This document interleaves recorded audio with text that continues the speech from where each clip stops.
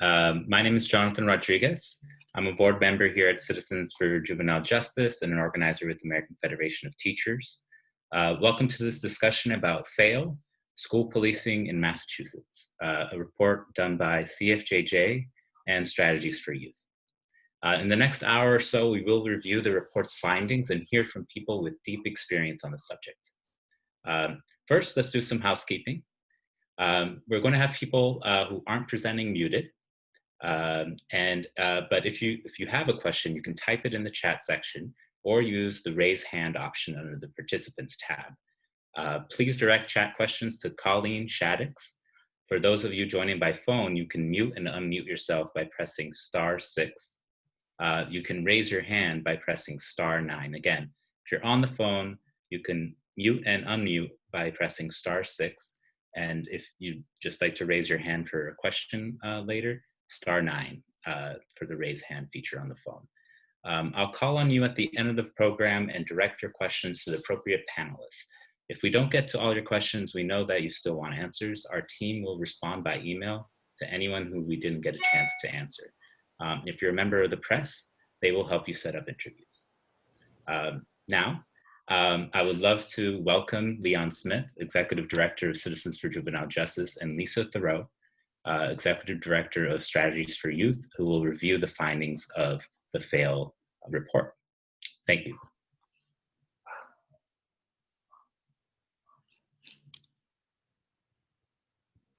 Good afternoon, everyone. So you may be asking, why release this report now? Well, protests against police brutality in the aftermath of the killing of George Floyd that took place all across the Commonwealth also led to a renewed focus on the role, purpose, and need for police in schools. This is an important conversation that is happening all across the Commonwealth, and it's also happening before our legislature at this very moment.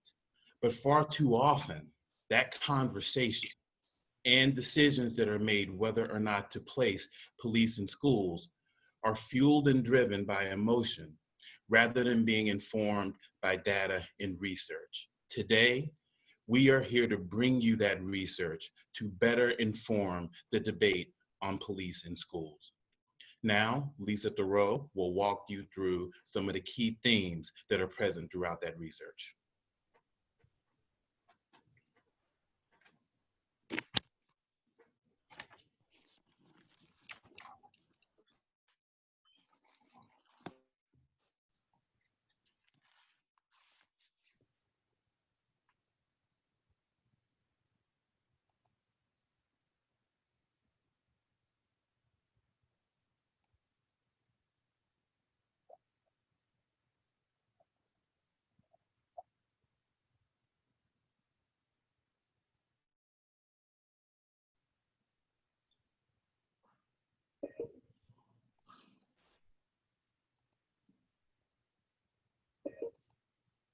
Looks like Lisa may be having some difficulty, so I will go through some of these. So what are some of the key questions that are addressed by this research? One, is the regular presence of police in schools really necessary in order to keep our students and staff safe? Does the regular presence of police in schools disrupt or undermine the overall goal of providing all students with a quality education? Is regular police presence in schools compatible with racial equity?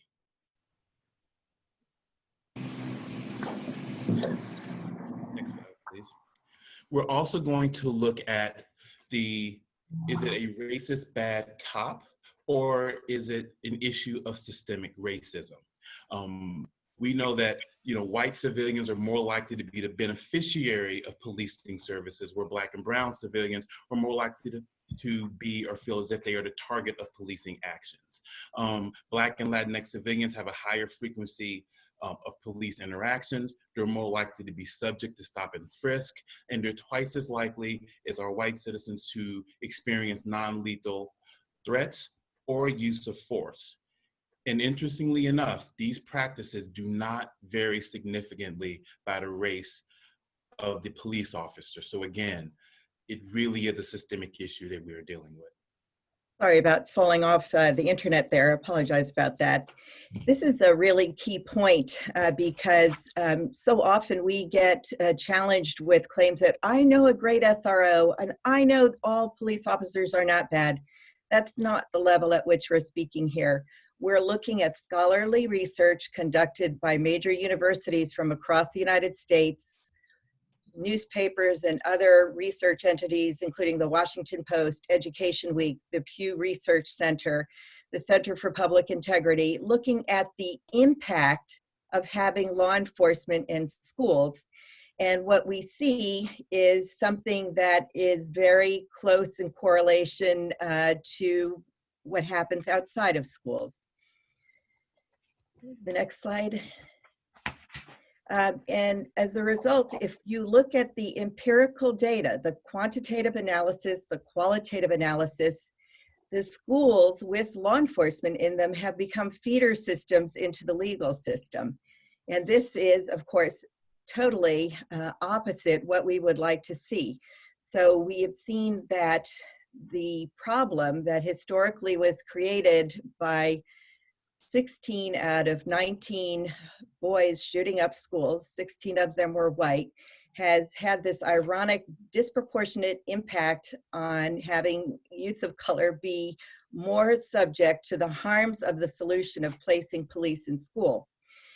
What we're seeing across the board in all these studies is increasing criminalization of young people, particularly young people of color, often for relatively minor transgressions.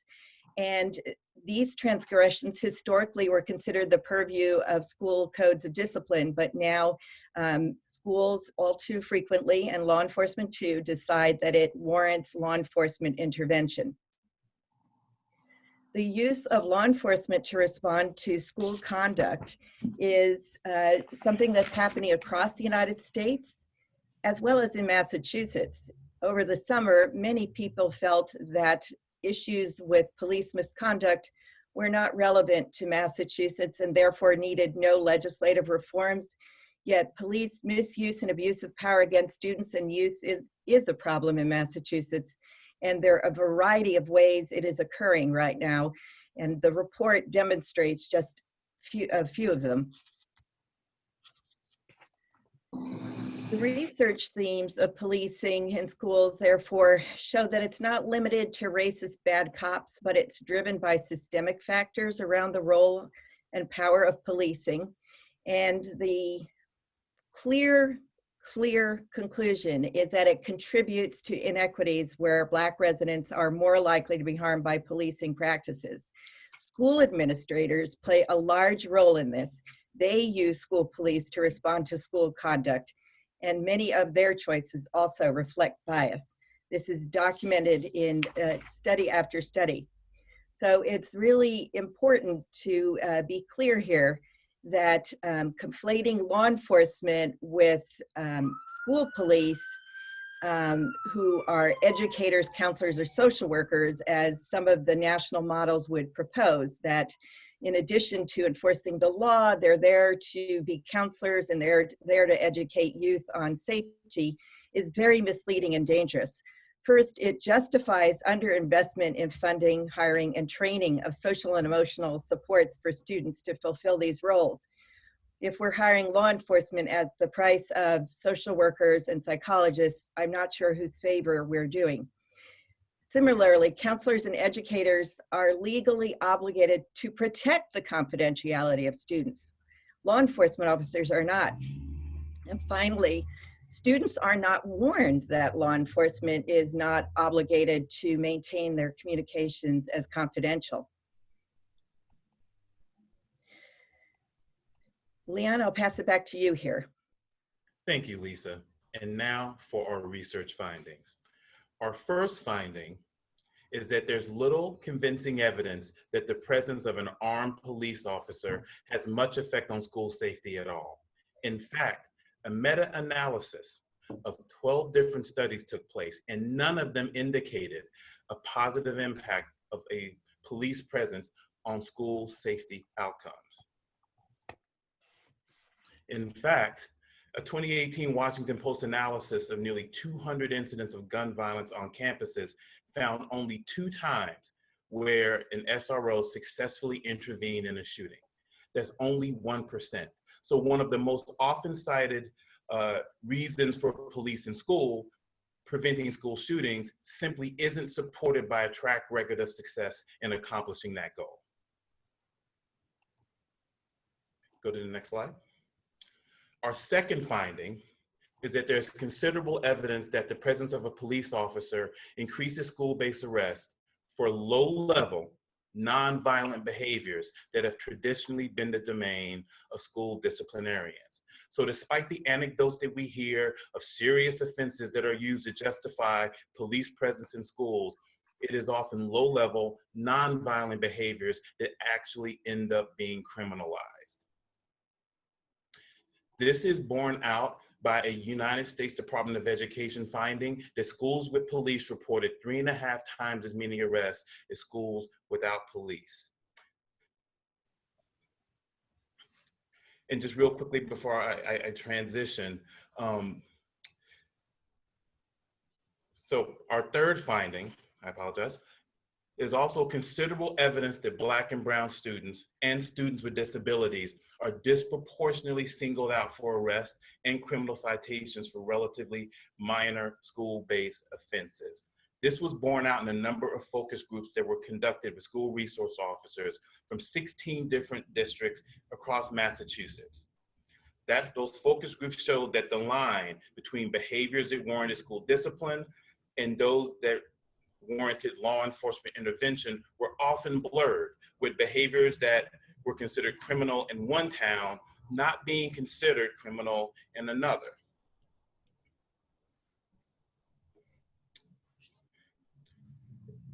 So when you have these type of disparities, town to town, what you end up happening is not just a disproportionate impact on our most high need students, those with IEPs, you also have a discriminatory impact on students of color, which we see here in that Black and Latinx students only make up 27% of all students, but 64% of arrests. And when you overlay gender and race, we see that Black girls don't fare any better, as they are not only 5.5 times more likely to be suspended from school as their white counterparts, but they're 4 times as likely to be arrested in school and 3 times more likely to be referred to law enforcement than white girls are. Our fourth finding is that there's a growing body of research that regular interactions with police officers, both in and out of school, has a harmful effect on students' academic performance. This is particularly true for Black students who are more likely to exhibit signs of trauma as a result of these interactions. So in making this finding, we looked at an evaluation of the impact of federal school policing grants. And what we found is that where there are police in schools, there is a 6% increase in middle school discipline of mostly Black students, but also a 2.5% decrease in high school graduation rates and a 4% decrease in college enrollment rates. So the ultimate aim of our educational system, keeping kids in the classroom where they can learn, seeing them graduate, and moving on to higher education, are less likely to happen in schools that have a police presence.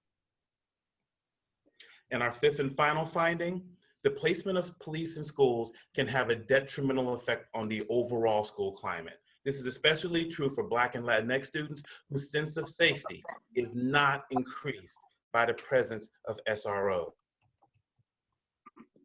So studies have found that when you place a police officer in a school, it leads to an increased reliance on surveillance, more frequent illegal searches and seizures of students, the inappropriate sharing of confidential information, encouraging students to inform on one another, and an overall emphasis on formal control that creates an environment of distrust throughout the school. These factors damage school climate. And they damage school climate by reducing the perceived legitimacy of police. And in the end, they really decrease young people's trust of law enforcement officers.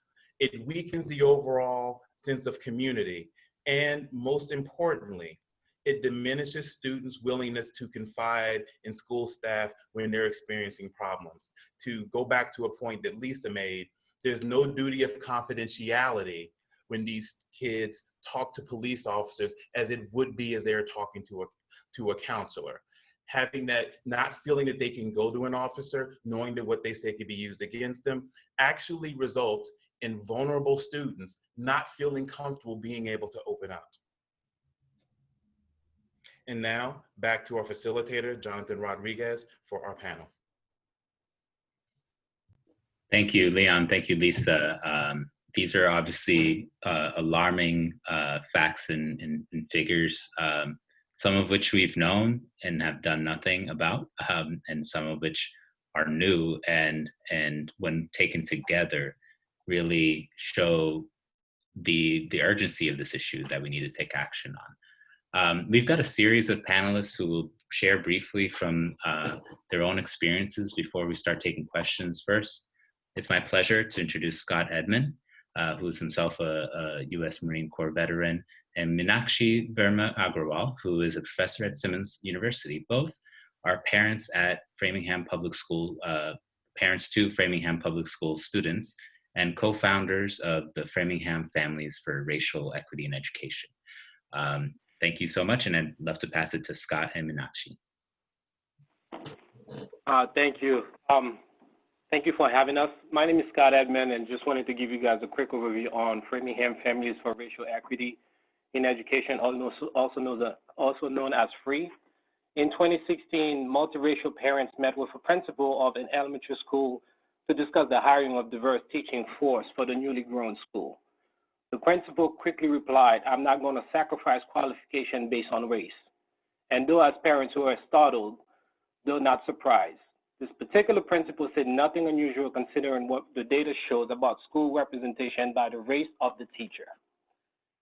In a 2016 report by the U.S. Department of Education demonstrated that diversity in school, including racial diversity among teachers, can provide significant benefits to students, while students of color are expected to make 56% of the student population by 2024. The elementary school and secondary educator workforce is still overwhelmingly white. Framingham Families for Racial Equity in Education was founded in 2016 as a parent group organization to advocate for racial equity across the Framingham public school systems. In addition to increasing the equity of representation of the teachers, we advocate for systematic change across the key platforms: hiring and retention of teachers, staff, and administrators, professional development, curriculum and instruction, district policy and procedures. Over the last 4 years, FREE worked with the Framingham Public School leadership by training them, bringing the community voice to the tables, and collaborating with them in the hopes that a cooperative route will benefit us all. In early June 2020, the Framingham Public School District released a statement of support of Black Lives Matter after the murder of George Floyd.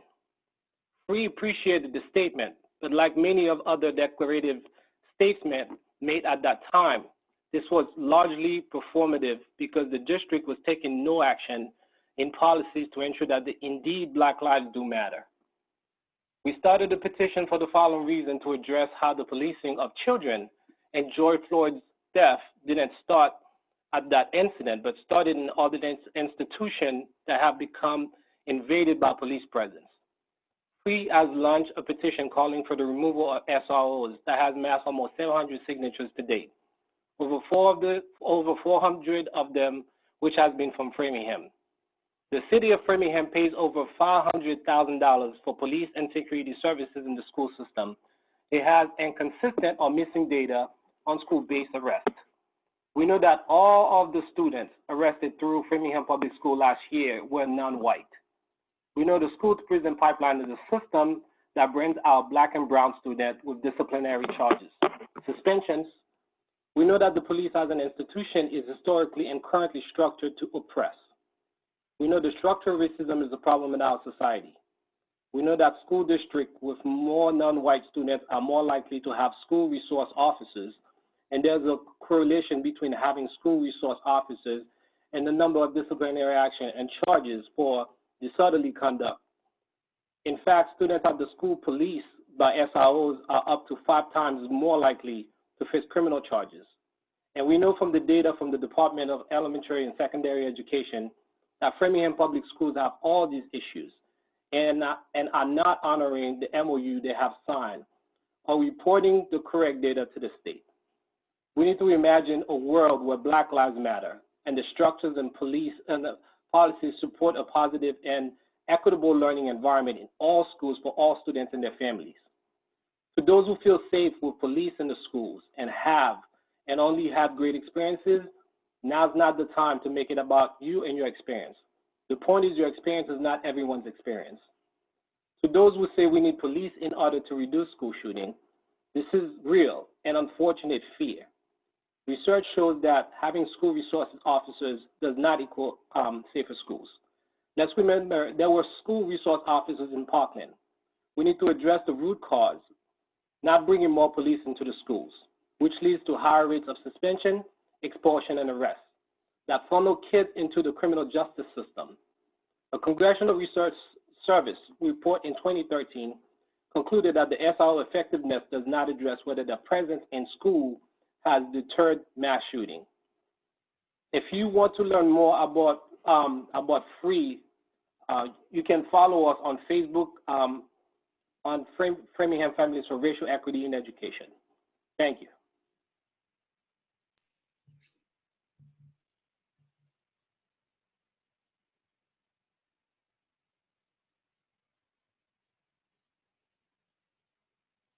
Meenakshi?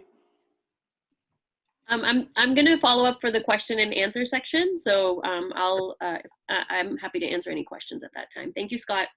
Thank you, Cassandra. Yes, we will hear more. Thank you, Meenakshi, sorry, during the Q&A questions. We're going to hear more from another mother and powerful organizer now, Cassandra Ben-Sahi, who worked for equity when her own children were attending school in Webster and now is working to decriminalize childhood in Worcester schools. Please, Cassandra. Thank you, Jonathan. And thank you, everyone, for being here. My name is Cassandra Ben-Sahi, and I feel like we learn the most through practice.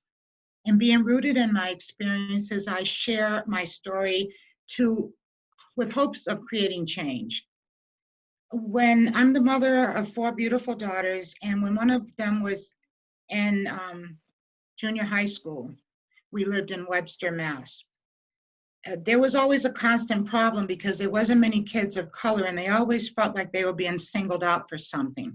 But this particular story I want to share, my daughter left her homework assignment home this particular day. The class project was done in pairs, so that her classmates were, actually her classmate had the homework assignment, but my daughter did not. She said to the teacher, "I left it home." He gave her a look of anger and told her to leave his room now. She looked at him and said, why do I have to go to the office? And he said, "I don't have to give you a reason. Are you refusing to leave the class?" And she said, "I'm not leaving until you tell me why." She knows my work as an organizer. I was an organizer then and I'm still an organizer. She said to me later, "Mom, I felt like Rosa Parks. I wasn't going to get out of that seat until he gave me a reason. I'm sorry, but I didn't get up." They called the principal. The principal came. No one would give her a reason why she had to go to the office. And sometimes when they send you to the office, it's for the full day. But she wanted a reason. When she wouldn't leave, the next person that came to that door was the school police officer. And she was told, "If you don't get up and leave with me now, you'll be handcuffed and arrested." So she got up, she left. My daughter was brought home in a police car, dropped off. I was never called. And they knew I was one of those mothers that you could call me. And I told them, "Call me if you have any problems with my children," but no one called me. When my daughter got home, I called the school. I was told that she would be on a 7-day suspension for disturbing a school assembly. Now, I thought that might be the end of it. I was upset. Staying home for 7 days does not help my kid to learn anything. And I didn't think anything more about it. She's going to be home. I gathered her schoolwork and left her there. Then I got the letter in the mail from the court. And this was in 2013. And I still have a copy of this this court record. It said, she will attend school daily without any incident, obey all the rules at home, including curfew. She didn't have a curfew. No drug use. They assumed that my 12-year-old daughter was using drugs.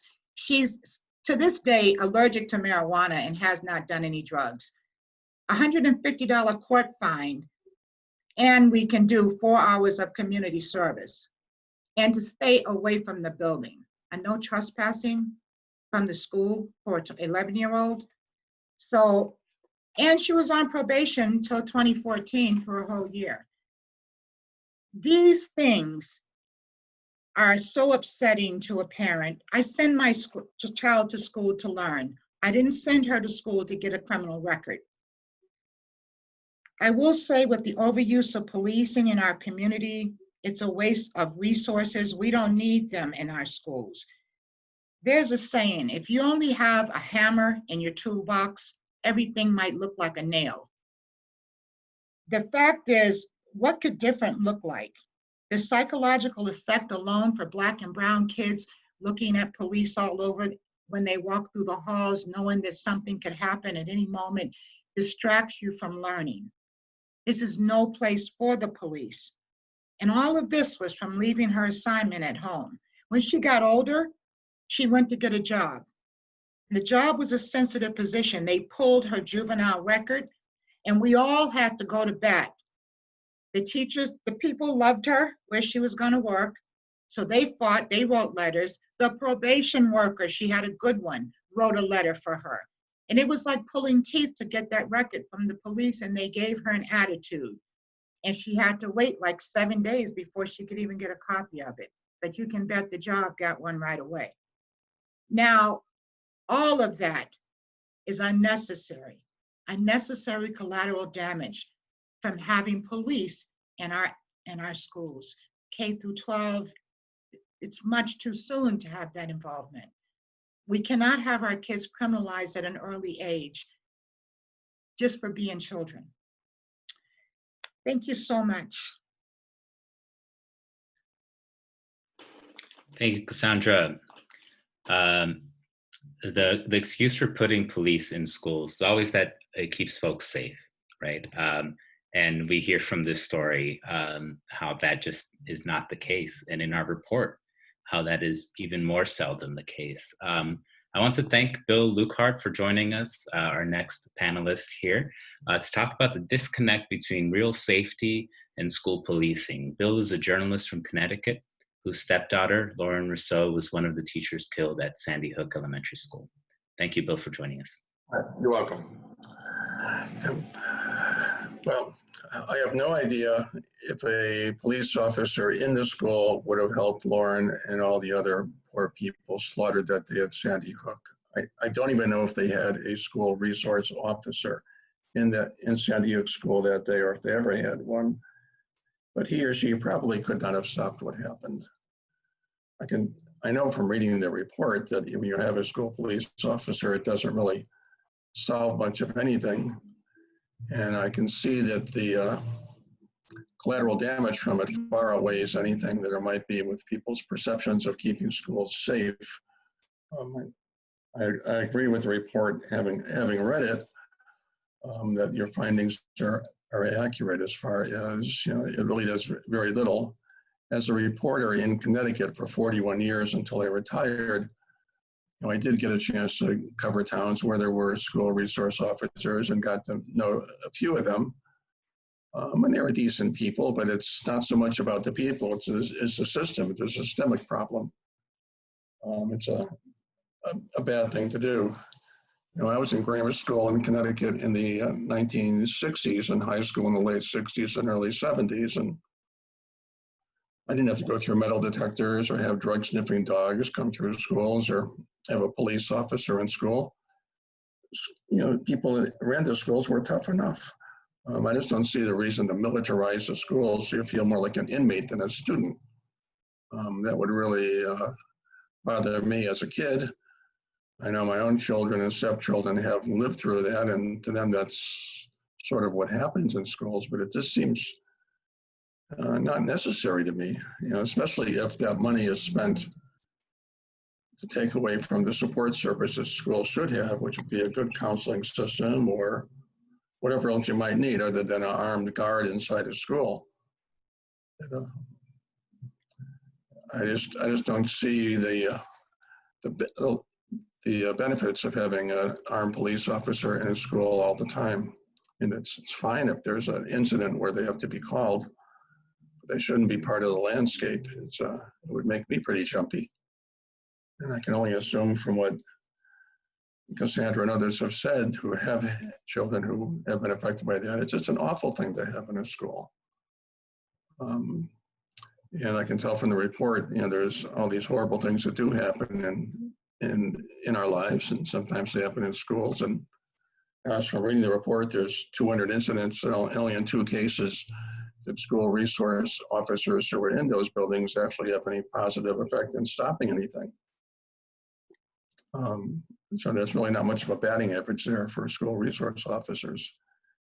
I hadn't realized until I read the report that children who might be encouraged to confide in Officer Bill Lucar about whatever are setting themselves up to get, as Cassandra's daughter found out, in their family, a police record and something that you can't erase. Your juvie record will be there until you die at age 90. It's a terrible thing. It's a terrible system with unintended consequences, at least.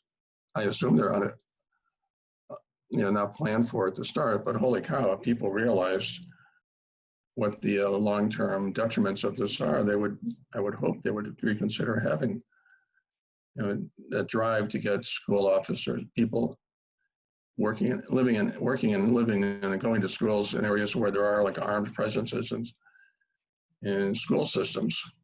I teach in retirement as an adjunct at colleges, and I'm glad I don't have to pass any police officers in the buildings or in schools. That would make me pretty jumpy, and I can only assume what it does to kids who are younger than I am in my advanced antiquity. If I was in grammar school and had a cop, or middle school and had a cop all around me, I'd be pretty nervous. I'm sure it would add to that sense of pending doom and fear you have. My biological daughter, who will be 38 this year, was she is the same age that Lauren was. And Emily moved out of the country. She was so nervous about the violence in this country, and had nothing to do with school resource officers. That wasn't a problem for her. From what I can tell, I just don't think having the police in school is going to solve many of the issues. I don't know what will, but it's pretty clear that this is one thing that won't. And I think that's all that I have to say, and only because I haven't really studied it much other than to read the report, but my own instincts are that what you read in the report is very accurate and should be listened to. Thank you.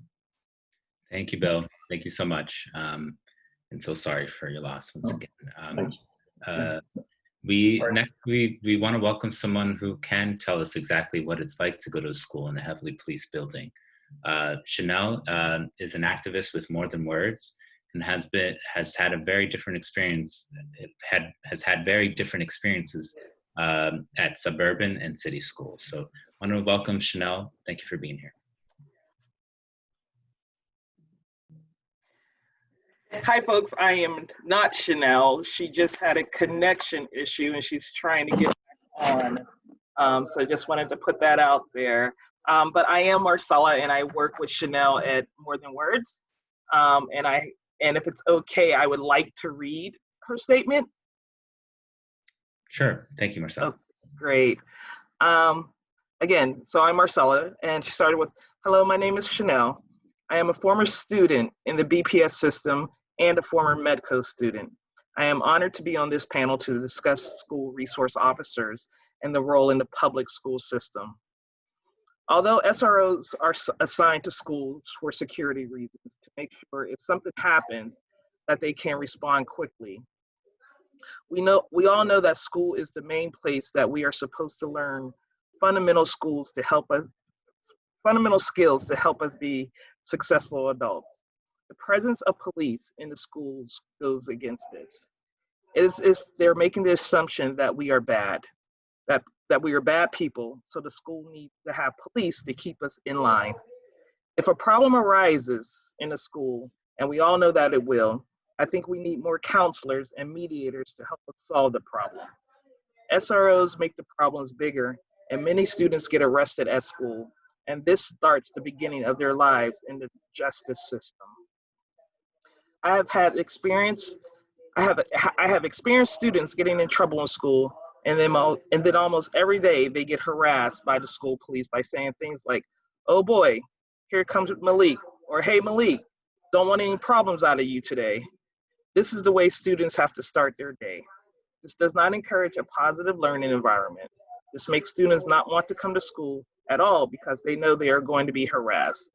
They drop out of school, they end up in the streets doing things that will definitely get them in trouble or even worse.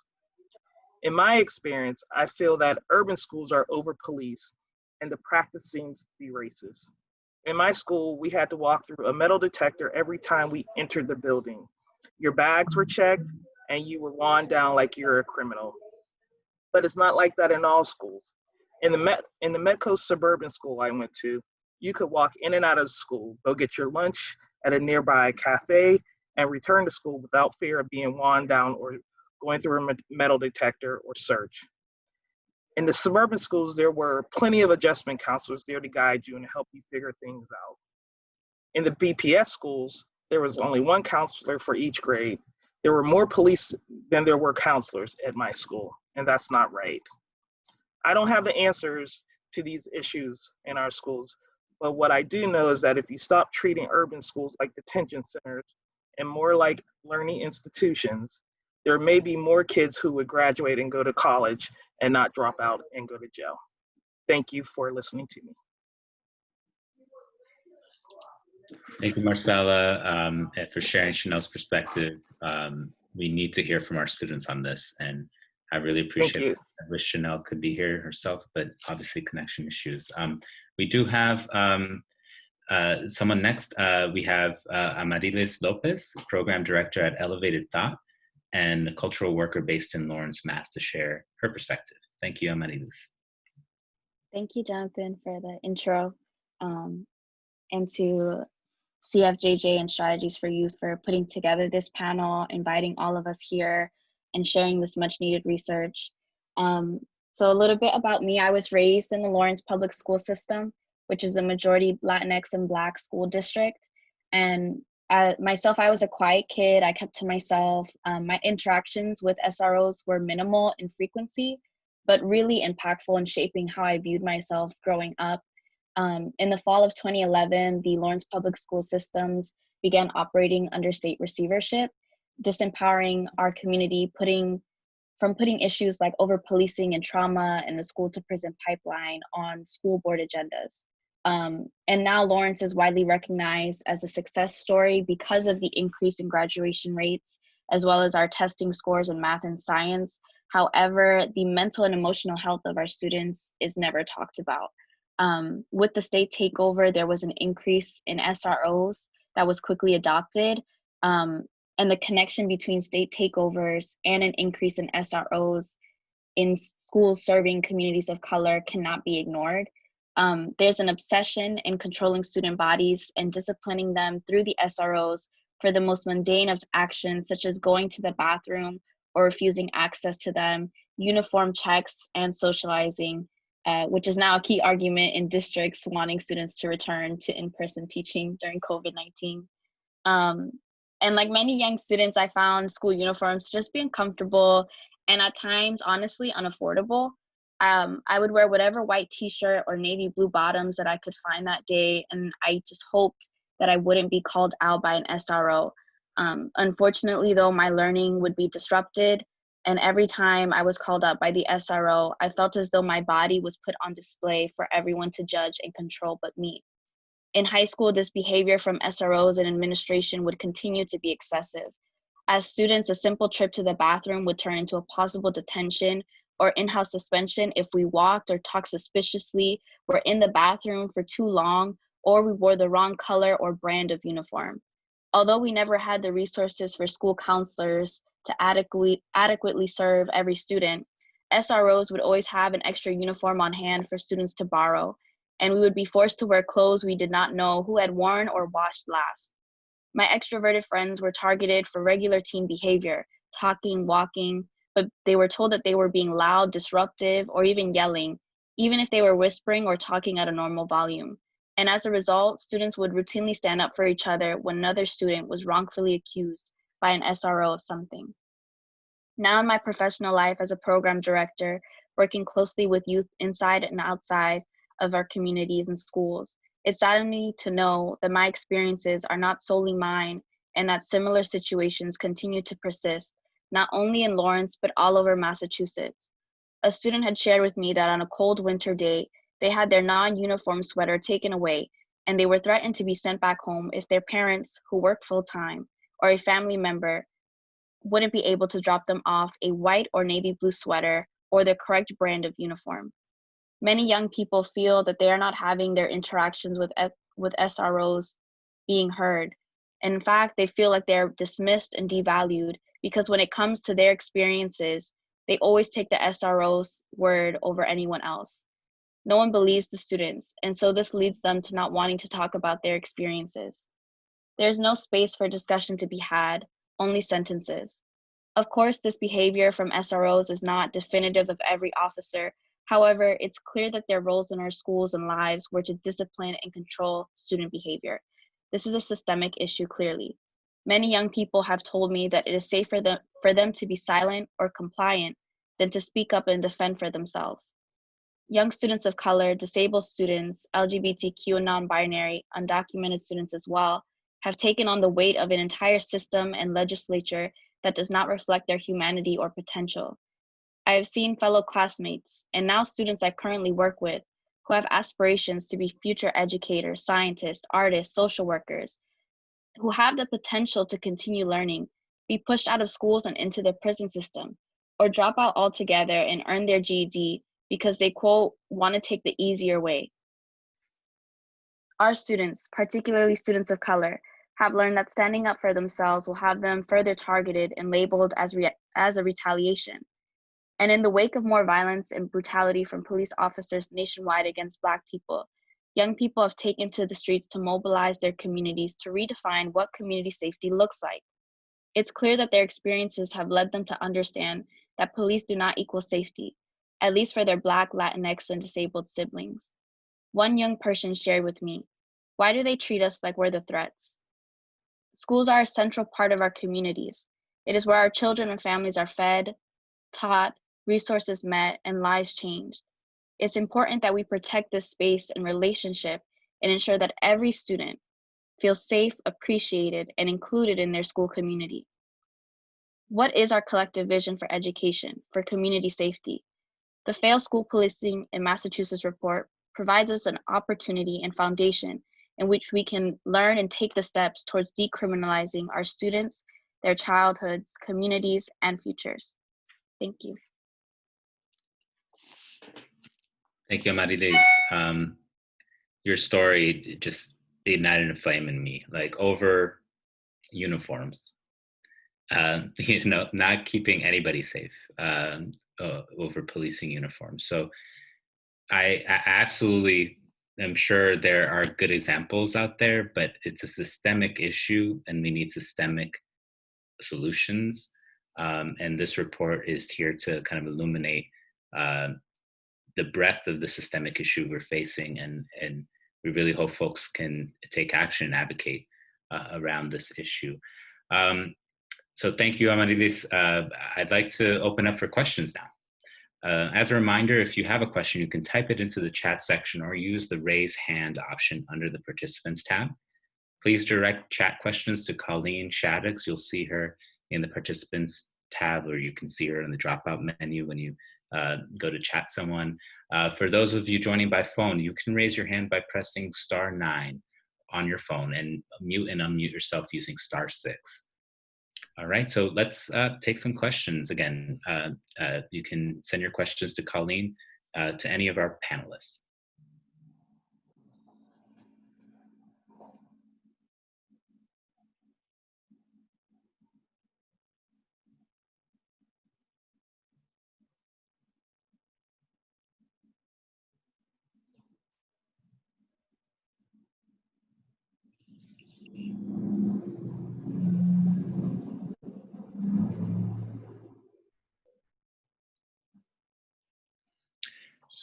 Senator Eldridge, I see you have a hand raised. Go ahead, unmute yourself and please go ahead. Great, thank you so much, Jonathan, and thank you to the presenters and the panelists, especially young people talking about their experiences, which are really outrageous. And I just want to thank the organization for doing this presentation today. I actually last week had a Zoom conversation with about 10 Black parents in my district, my constituents, laying out the details of the police reform bill, and we had a really interesting discussion around the Senate language, which would allow a superintendent to no longer require a school resource officer to be in the schools.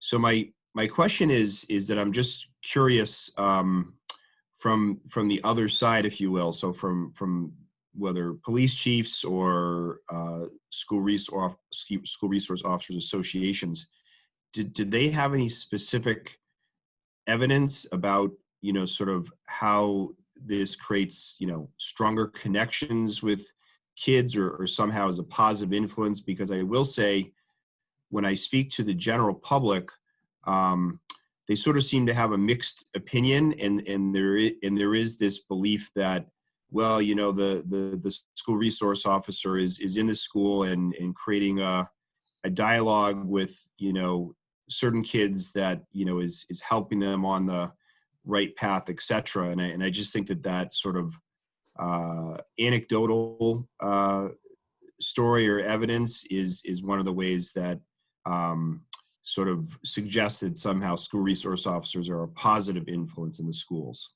So just wondering from the other side, if there's any evidence.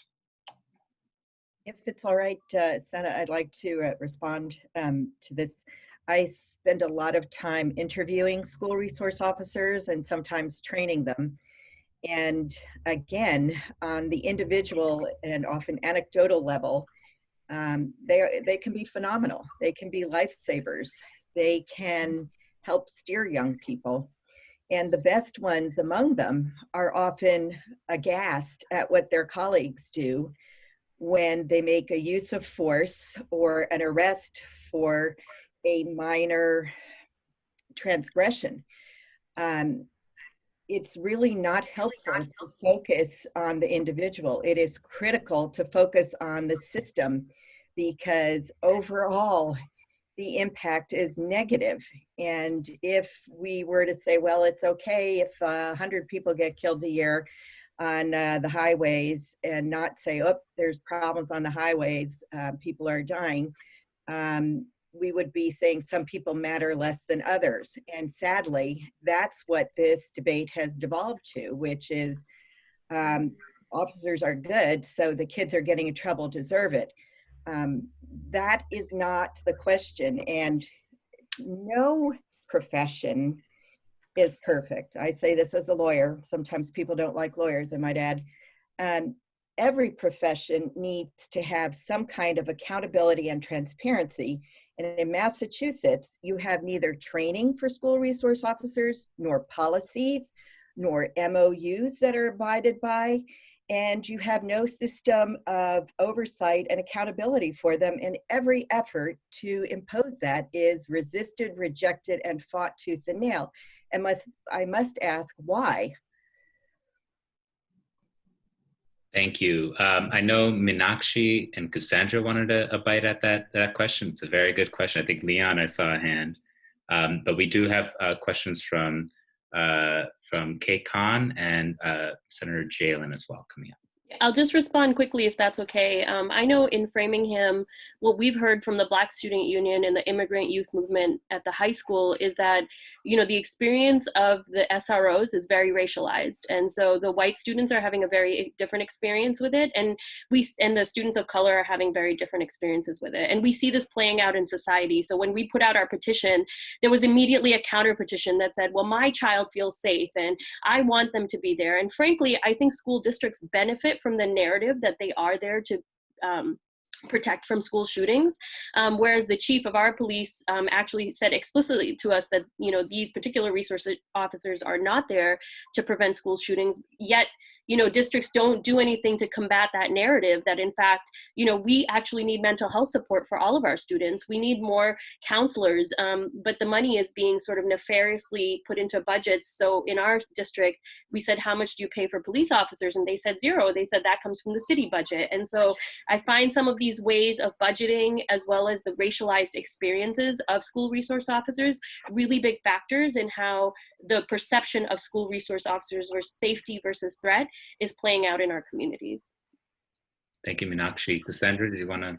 Just quickly, I just want to piggyback. Meenakshi is absolutely correct. And Senator Eldridge, thank you for that. Because yes, a lot of the officers, and I just want to add that I have a really good relationship with the Webster Police, and they've become, you know, real community and friendly with our family. The idea is the racial imbalance of how they look at kids when they're in these schools has been lifted up so many times.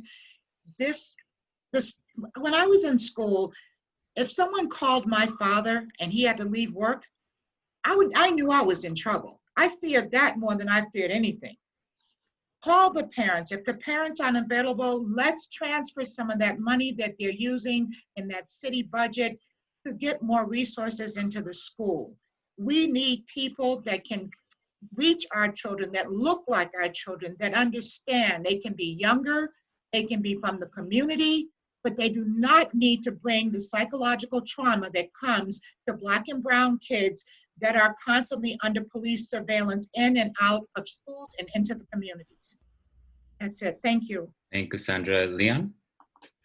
Really quickly, just to add on to all the great comments, we have to take a systemic lens, and that means looking at the system of school policing as a whole. And the reality is that despite the fact that there are efforts by some SROs which are positive, overall, the system is one that is failing our young people. The other thing I would add on to is to say, certainly some of those SROs have positive relationships, but there are other alternatives to SROs where you can bring adults into the school to have those type of positive relationships. You can bring in people who can provide mental health and behavioral health supports. You can bring in counselors who young people can actually confide in without that fear of talking to a police officer, who can still allow them to feel supported without it being an actual police officer with arrest powers. That's all I'll say. Thank you, thank you. In an effort to try to get to as many questions as possible, Representative Khan, I see you have a hand raised.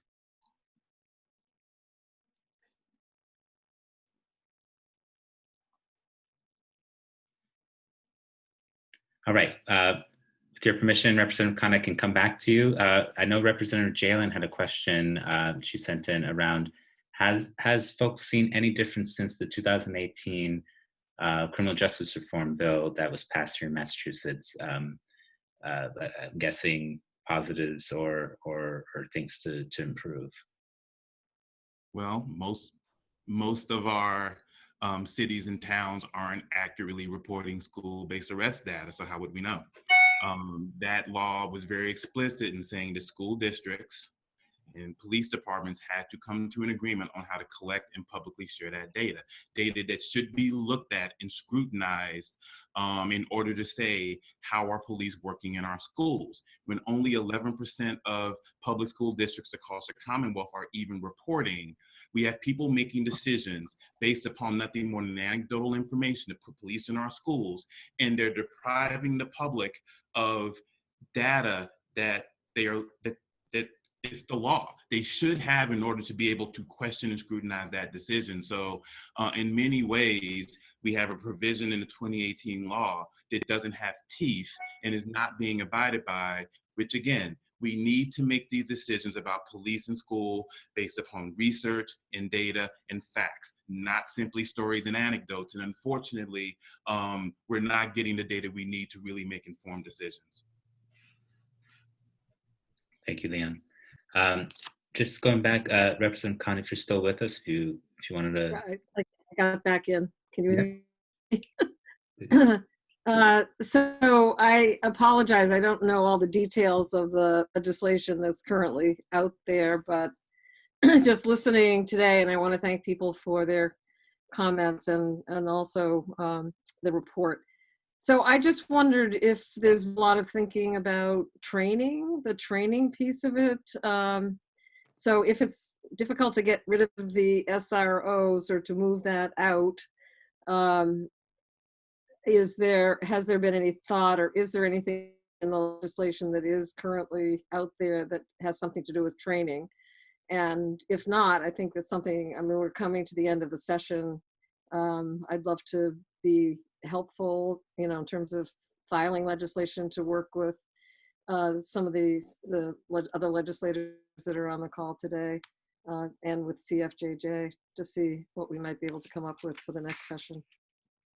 Representative Khan, I'm so glad you raised the question of training. Every member of this coalition has been focusing on that.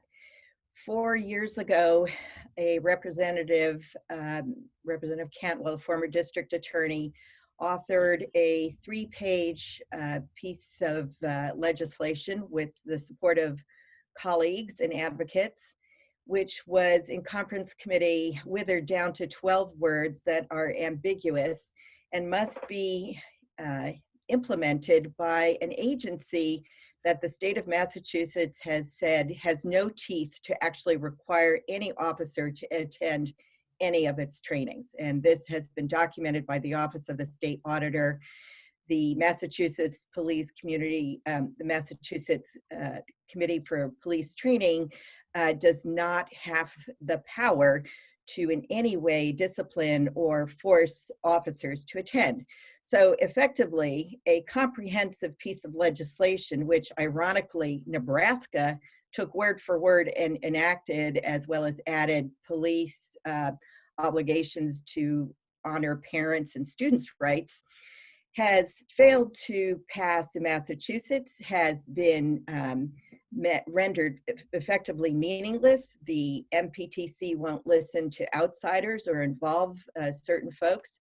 And we don't have an agency that in any way compels adherence to the need for training. So yes, we do need more legislation, and the current discussion around the need for training was again reduced in the police reform initiative to guidelines and recommendations by the MPTC, which again is insufficient. Now, this is all the more remarkable in view of the fact that 22 states now, since 2014 or so, have mandated training of school resource officers. Is the training always sufficient? No. Should it focus more on teens' mental health and what works effectively with them and trauma? Absolutely. But Massachusetts is not part of those 22 states. Georgia is, Texas is. Where's Massachusetts? I think what you're hearing here is the national research that was described, along with the experience of parents and their children in Massachusetts, demonstrates an absolute refusal presently to give the benefit of the doubt to law enforcement, which says, we're here to help, we can cure things and fix things for you, because it's not working for a sizable number of kids of color and kids with disabilities. Training is necessary but not sufficient. We see this with the way the state's attorney general has created a memorandum of understanding, a model for law enforcement agencies and school districts that's effectively been sabotaged and not effectively implemented across the state. So a lot more besides training is needed to make this really workable and feasible. Thank you, Lisa. I know Meenakshi wanted to answer this question as well. Yes, and thank you. Leon offered a direct response around some element of the criminal justice bill that did certainly help. Go ahead. Yes, thank you so much. I think it's an important question. And at the same time, just going back to Leon's point about the systemic nature of this issue, is that we can't train ourselves out of an understanding of systemic racism. At this point, we know that the origins of what current day police looks like is rooted in, anti-slavery work back from hundreds of years ago. And so we have to be willing in that training to be explicit about how structural racism is showing up and operating in these school resource officers' positions. We have, we hear the same narrative. Oh, you know, these school resource officers are great people. And I'm sure they are, you know, maybe they're really nice humans, but the structure in which they're operating in is systemically unjust and frankly has racist outcomes. And so, and I don't think it's particularly fair to the school resource officers to expect them to function as social workers, which is what we hear a lot too. Oh, they basically act like social workers. Well, they're not trained to be social workers, but if school districts are expecting them to act as such, then actually the students aren't getting the resources. So we seek more of an investment in some of the mental health services that students need in the schools. The high school students are really asking for it. And I'll share that there's creative ways to do this that actually creates less of a burden on the police force as well. In Framingham, we have a program called the Jail Diversion Program. Some of you may have heard, it's through Advocates organization. And with each mental health call that comes in, there's a licensed social worker that goes out and answers that call with the police. And frankly, the police are so relieved that they don't have to be doing something that's so out of their scope. And so this, you know, the policification of our country in schools and libraries and hospitals is what really needs to shift. We can't train ourselves out of an understanding that, you know, this is just happening on these individual bases. It's happening everywhere, and especially in the schools where there's less of an alignment in understanding that there's so many connections between ICE and the police force and the school system and the expectations around who has good behavior and who has bad behavior, stemming from, you know, historically racist practices. So I just wanted to offer that. I would like to add one more thing, John, which is when we talk about school resource officers, we often talk about them outside of the context. And it's very unclear to many of them who is their master, the police department or the principal. And to ignore the role of principals, especially after what we heard about Framingham, is a big mistake here, because routinely, certainly back when we conducted the study, Johanna Wald and I, in Massachusetts, about how school resource officers perceive their position, routinely they told us that when they pushed back against arrest demands or commands by principals, they would get in trouble. And some of them are between a rock and a hard place. And I hear frequently how many of them say to teachers or school leaders, no, that's not an arrestable offense. Don't do that. Don't put me in that position while claiming you want me to build relationships with kids. And we cannot forget the role of schools in using law enforcement to meet its own agenda.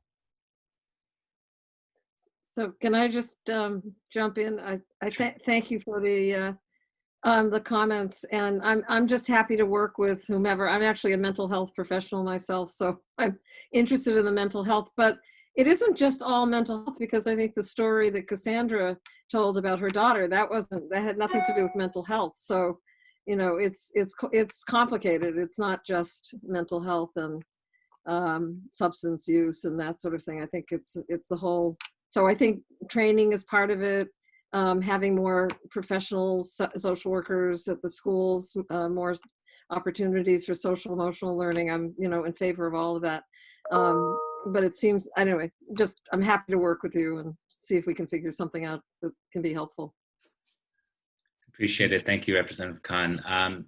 Do we have any more questions from folks? Please, you can raise your hand or drop it in the chat for us. So Jonathan, I wanted to quickly just bring up a point from the chat. You know, Senator Jalen asked about the 2018 criminal justice bill, and it ties directly into the experience Cassandra's daughter had. She was arrested for disturbing a lawful school assembly, an offense that, quite frankly, and you know, I've practiced in the juvenile courts as an attorney since 2001, and I can't tell you the number of those charges that angered me as an attorney, seeing them come into the system. That was decriminalized in the 2018 criminal justice law. A lot of thanks to Senator Jalen on that. And according to the Juvenile Justice Policy and Data Board, there's been a 68% drop in applications for complaint, those type of offenses. It still ties into the school-based arrest data question, because the question is, are students now being overcharged to get around removing that law? and the fact that we don't have accurate data, we really can't know the full impact of decriminalizing disturbing and unlawful school assembly until we have that data. But I did want to say that really one of the biggest impacts for young people in that bill was decriminalizing that very offense that unfortunately Cassandra's daughter was arrested under. Thank you, Leon. We did have a question on our Facebook feed, and I think it's worth going into. I think we scratched the surface a little bit about what are alternatives, right? Or what are the alternatives to SROs in our schools? If anybody would like to tackle that question. If I could say just a piece, in the North High School here in Worcester, there was a young Black man who was used as, I don't know what he was called, a community liaison, but he looked like the students. They would love talking with him. He didn't have any legal ties. He could talk. We need a safe space, because a lot of times it might not be about mental health. Maybe there's some dysfunction at home. Maybe that kid didn't have enough sleep the night before. We need to be able to sit down and comfortably unbear our souls, if you will, to these people in schools where there's a trusting and safe environment, that we won't have DCF knocking at our door to kidnap our kids because we are exhibiting some problems at home. Or how do we help besides set up more collateral damage and keep it going on and on? That's my take. It has to look different. Right. Thank you, Cassandra. I would say, oh, sorry, Leon, go ahead. I'll go. No, go ahead, Meenakshi. I'm sorry. I would just say it's, to Cassandra's point, it's a reinvestment. What does it look like for us to reinvest in our services that we used to provide in schools? What does it look like to look at schools as a safe place where a child is, fed and has caring, trusting adults around them, and can really see a future for this child despite any challenges they may have in their lives? And so I think it's a reinvestment. When we talk about what's the solution, I think take that money that you're spending on policing individuals and reinvest it in the kinds of services the children are asking for.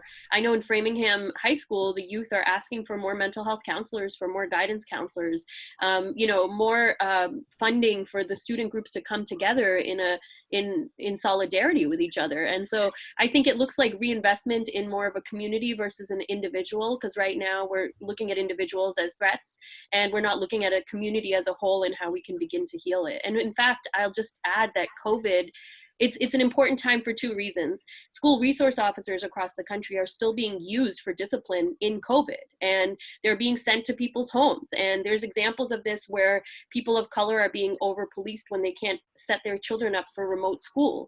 And so we're again engaging in a system that's criminalizing people of color for the various oppressions that they face. And the second thing is, because of COVID, many students are not in school right now. This is an opportunity for us to reimagine what that looks like, that relationship looks like, to go from, we will police the students to we will find a way to create a whole community that makes everyone feel seen and heard. And just to quickly add a couple of thoughts, going back to our third finding in the report, and how students with disabilities who are often also of color end up being singled out for school-based arrests and pushed into the school-to-prison pipeline for these, nonviolent, relatively minor offenses that are often at times also behaviors that are arising out of their disability. Over my years as an attorney, I've had to do way too many manifestation determination hearings that never should have gotten to that point. So to the extent that we need to divert money into special education budgets to ensure that those students have the social and emotional supports that they need in order to be able to access the curriculum, that's one piece of it. But thinking broader, we have to have trauma-informed services for young people too. Because in some of these instances, young people have been through trauma, their behaviors reflect that trauma, and instead of getting the help and support they need to address that so that they can then learn, they're instead being criminalized, they're being punished, and they're being pushed out of school, which only exacerbates the problem. So really, it's about divesting from all this money that's put into the police and really reinvesting into support services that helps young people get the help that they need and really prevents a lot of these situations from rising up to a certain level in the first place. Leon, I would add to you that in my travels around the country, I've seen other other school systems use non-police interventions quite effectively. And oddly enough, kids are not arrested for nothing, it's for innocence. That improves school climate, that improves graduation and college attendance and everything else. Relationships are the intervention. If a relationship with a police officer comes with the possible stinger of an arrest, you have given a very thorny relationship and told kids, hold on tight. No, we know in places like Columbus, Ohio, the school safety officers who have no legal power to arrest are doing a phenomenal job of playing a parenting role to kids. There are about 60 of them, and the school system has benefited tremendously from the reduction of school resource officers who are sworn officers with police, with guns and arrest powers, coming into the schools and threatening kids with arrest, and just generally adding to a level of tension and fear. I've seen this in St. Paul. There are many ways to go around this, but this has been a policy choice of this state. And right now, we are saying this policy choice comes at too high a cost. Too many kids are being harmed in the name of safety. Right. Thank you, Lisa. Amarilis, did you want to jump in? I love that this is a generating conversation. Please jump in. Yeah, I just kind of want to echo everyone's sentiments. And I think it's really important to have the young people, the students, and the families who are directly affected by these policies to be the ones who are coming up with the solutions and the alternatives. I know for me, like a lot of these experiences that students share with me, we don't prompt them, in our workshops and our workshops to share these experiences. We just provide the space and the opportunity to share what's on their minds. And a lot of these interactions and these experiences come up, and a lot of them share that a lot of the programming that's happening outside of the schools and in the community-driven programming and resources are some of the only spaces where they're being listened to.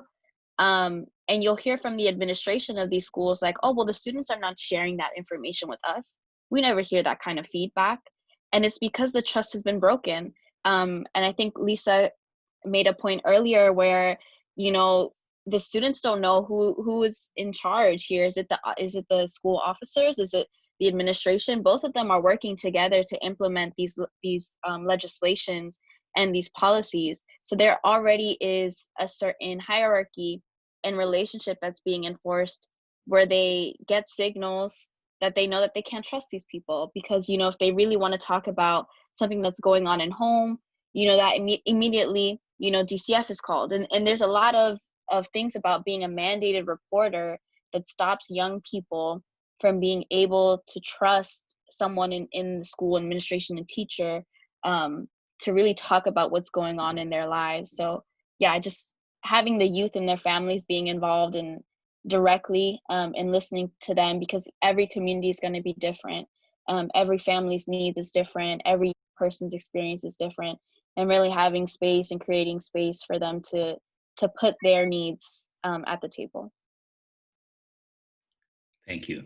Thank you. Thank you, all our panelists, folks that asked questions, taking a little bit of moderator privilege just to add. I mean, imagine being undocumented and walking into these schools with school police. The issues that we've seen reported on in Boston, the unintended or very much intended consequences of having school police in our schools.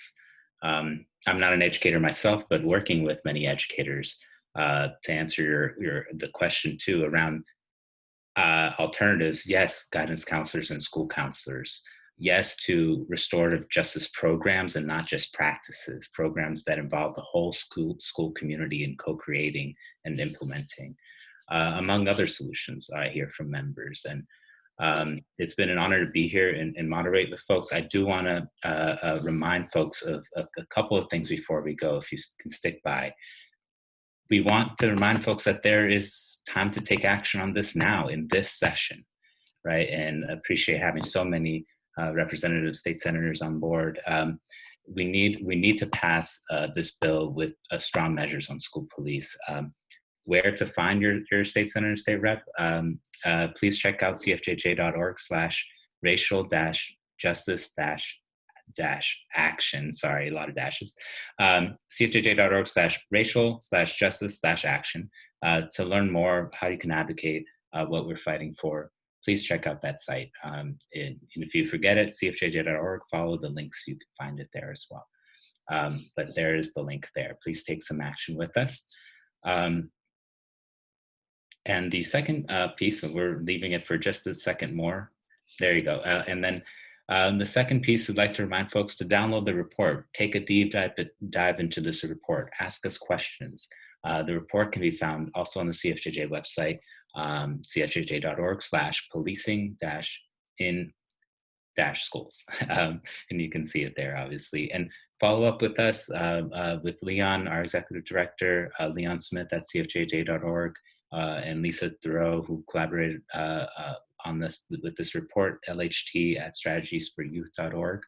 And for our panelists, we have some folks that can connect you with our panelists, Sana Fidel and Colleen Shaddix.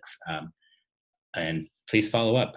We want folks to ask questions, advocate with us. There's still time to do something and do something bold here in Massachusetts to make sure we have systemic solutions to systemic problems.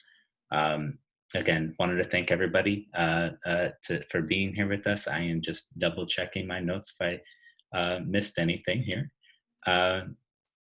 No, again, thanking everybody, our panelists, our representative state senators for joining us, members of the media, and hope to hear more from everybody on this subject and more. Thank you so much.